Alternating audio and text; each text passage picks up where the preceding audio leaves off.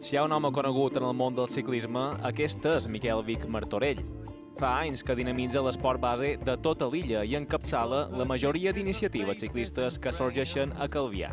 Fa uns dies, en Miquel va rebre el Premi Esperit Esportiu del Consell de Mallorca, un reconeixement als 25 anys de treball pel bé de l'esport calvianer. Jo no he fet per cap interès. En principi he fet perquè jo practic ciclisme, m'agrada molt, mai he esperat res. M'han reconegut la feina, la bastanta feina que hem feta, i això sempre és important.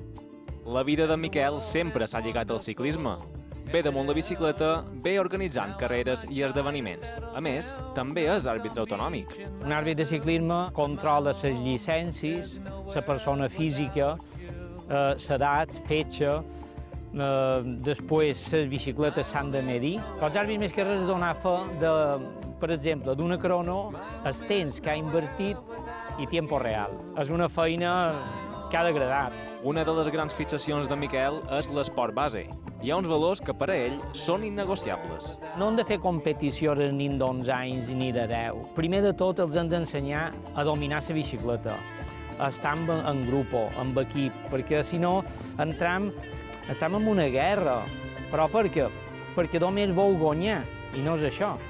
Anem malament. Volem córrer antes de saber caminar. Això pel que fa al món dels petits, perquè el ciclisme dels grans, el de l'èxit espuri i l'espectacle per damunt de tot, ha caigut en una espiral perillosa. Els organitzadors, per donar espectacle, perquè mouen milions a França, molt, i el Giro i Espanya, resulta que te posen unes velocitats mínimes que ja són brutals. És impossible.